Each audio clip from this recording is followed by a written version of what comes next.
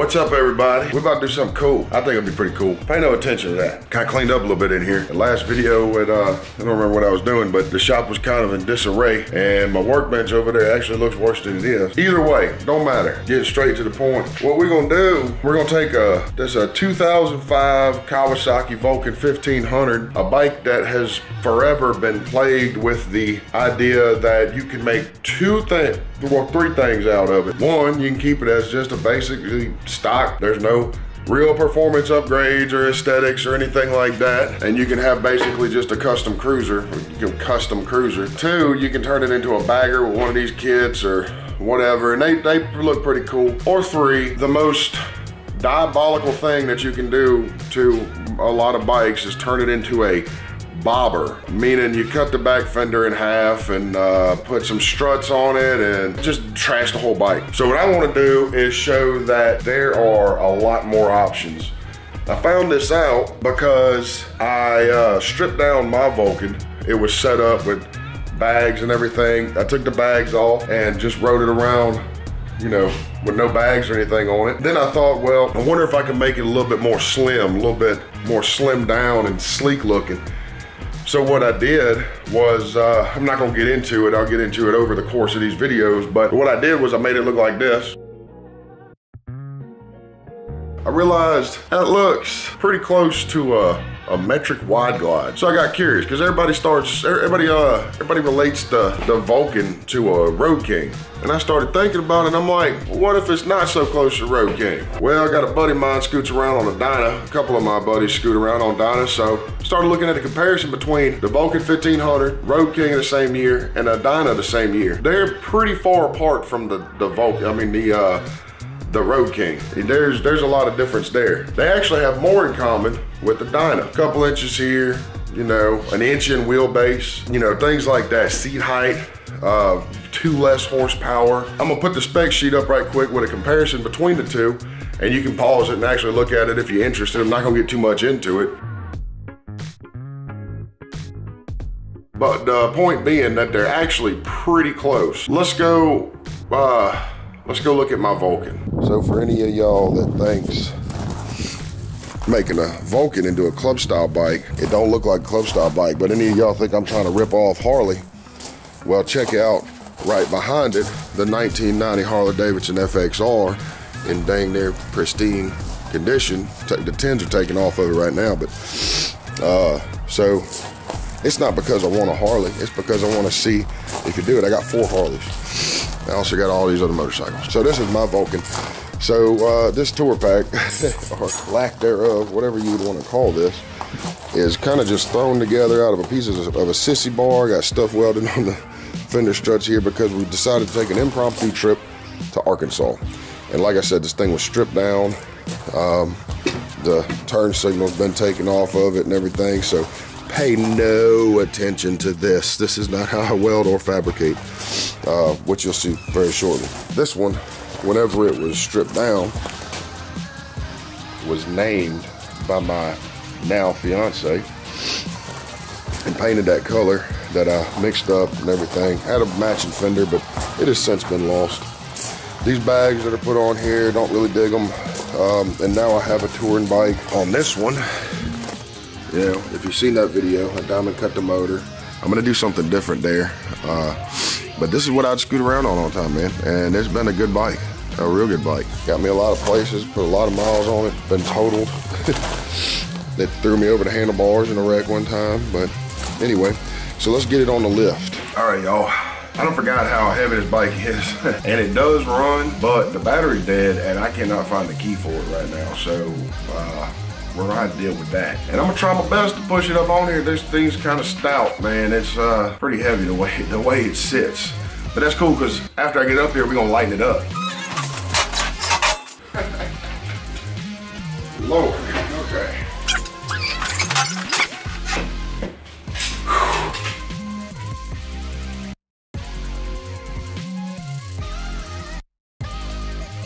Perfect. All right, when I got her up there, this big stupid looking fender's coming off, this big Heavy front wheels coming off. Obviously all this is coming off, all this bags and everything. So what I'm about to do now, very first thing is coming off is all this. Probably gonna trim this fender this away and then make it come around, maybe, or I might just get another fender for it. I had a ducktail fender on it before, and you see in that picture. Another thing, these shocks are blown out, bad. They are old, man. You see, they done. They're supposed to have air to them. If you know anything about the Vulcans, they got a little equalizer tube thing there. It's gone, long gone. All the seal's blown out of it anyway, so they don't really even work. One of the things that I do have that I made before was kind of a janky 2-in-1, but I didn't like how low the pipe sat before. So I made a 2-in-1, kind of just threw it together in a place I was working. I didn't have a welding machine at the time, so I used a little flux core machine. It was kind of janky. Then another thing that I'm gonna do is get rid of the floorboard. I like my floorboards, but these are not conducive to what we're trying to do here. I'll make some pegs, which will be similar to, I guess, mid controls, but since I'm so tall, I can't have, you know, mid controls sitting back here. I gotta have them, you know, up here a little bit, and it puts my knee at a right angle or whatever you call it. I'm gonna redo the pedals. Same thing on the other side. Replace these with passenger foot pegs. Eventually, I'm gonna tear down the motor and everything. Again, it's got ported heads and all kind of head work. I just rebuilt it not long ago. I might have maybe 2,500 miles on the rebuild. But the reason that I'm gonna rebuild it is this. When I rebuild it, I'm gonna give it a little bit of extra boost. I don't know, I'm not a turbo guy. I don't know really anything about turbos. So anyway, I'm gonna put a T-Sport fairing on here like on a Dyna, just so, you know, really get under the skin of the Dyna bros. I'm gonna make some T-bars. So that's the plan. And I'm gonna turn it into hopefully a cool little club style bike. It does actually serve a purpose, which is why I want to do it, and I want to do it to these bikes because I really think that these bikes have a ton of potential. So I'm gonna stop jaw jacking. If you're interested in following up on this and seeing how it goes and everything, go ahead and subscribe, like the video. So here's the video, and I'm not gonna do a lot of talking. You pretty much know what I'm doing. So this is all gonna be ripping stuff off and building stuff and whatnot. So enjoy.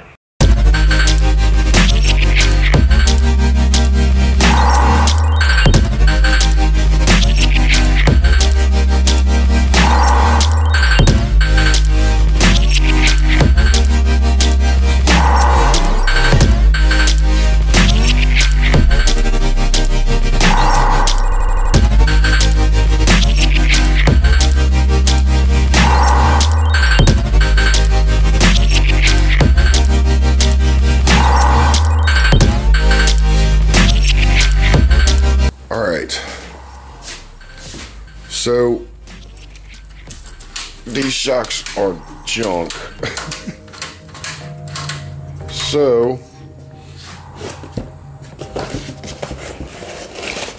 I'm gonna throw on, if I can get them out of here, some progressives. Not really much to say about that. So I'm just gonna do it.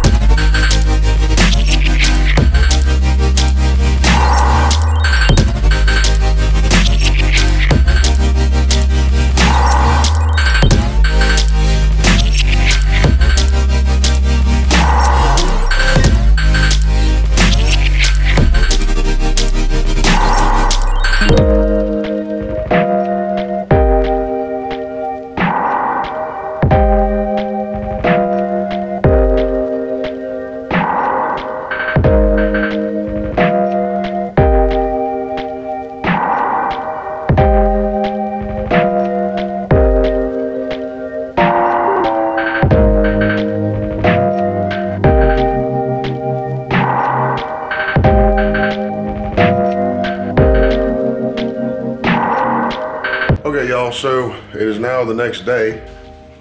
What I did with this bike yesterday is I cut this fender down, and I know I was talking about people making bobbers and cutting their fenders in half and all that. This isn't gonna be kept like this. It's uneven. It's not cut straight. And I'm probably gonna bring this up a little bit and kind of shape it and make it look a little bit more attractive and nice. I gotta fix up a couple holes up in here, grind these down, smooth it back out. I might shorten these struts to come back to here because they kind of come back far on that fender. I put the progressive, these are progressive 412s. I picked up the bike, the back end of the bike a little bit. This is what I'm talking about, reshaping. But it picked up the back end of the bike a little bit, and they're, you know, they're very, very sturdy. So obviously we're not gonna keep this on here.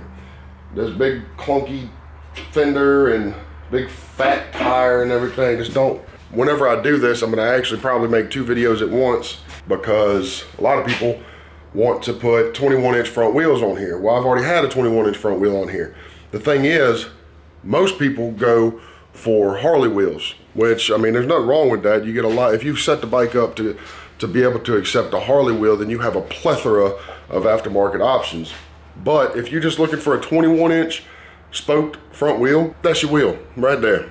That came off of a Vulcan VN 800A, the one with the 21-inch front wheel. I'll link the video where I actually go through everything. It's not that much. That's the next thing that I'm gonna do. And I'm gonna end up doing this whole build on this bike in a series because I can't tie up my lift. I work out of here. I build bikes, paint bikes, sell bikes, so I can't keep my lift up. I got a soft tail coming in here that I gotta paint and redo. But anyway, once that's done, I'm gonna make some handlebars. I'm gonna take some DOM tubing, always DOM tubing. The bars will sit on top of that. They're gonna come straight up. And then I'm probably gonna go over to my collection of motorcycles right over there. I might jack the FXR has some drag bars on it. I'll probably just take those since, like I said, I can't bend anything right now. Later on, I'm gonna do a really cool set of handlebars for this. Right now, I'm just trying to get it with bars back on it because I'm not putting the MAPE hangers back on it. And this thing is heavy and I don't wanna move it around with no bars. That's what I'm gonna do with the handlebars. And then in the next video, I have things like, I'm going to pull down the forks. I have a progressive fork kit for this with springs and bushings and everything. Completely redo the front end. So anyway, I'll put this back on the tripod and I'm gonna start on this front end.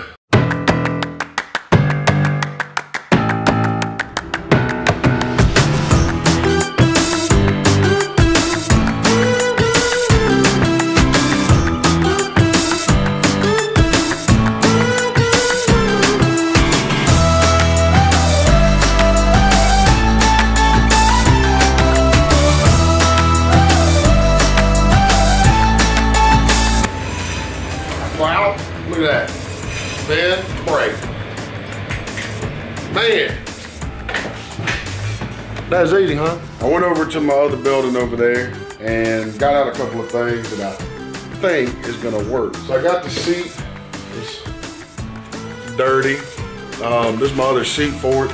What I'm probably gonna do is trim this down a little bit and then I'll upholster it with, you know, probably, I don't know, pleats or diamond stitching.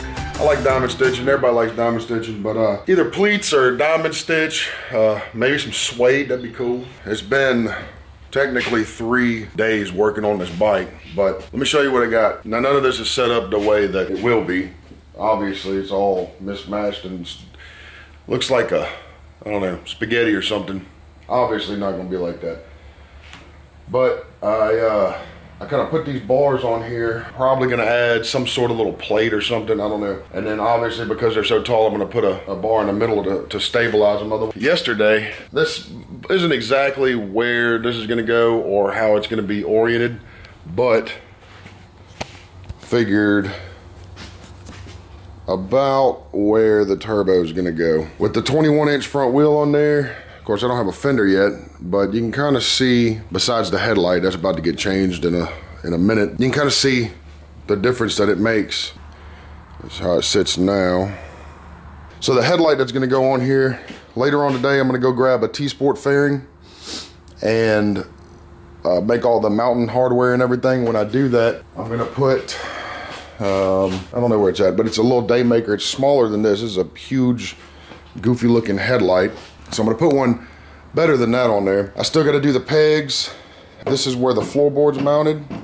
I think I can go from there, that back one, out and make a thing to put, I'm gonna raise them up a little bit, but about that area is where I'll put my feet. I wanted to say that sitting on this bike with these bars and the way that it's set up, it feels like this is how this bike was meant to sit and feel. It feels very responsive in the front end.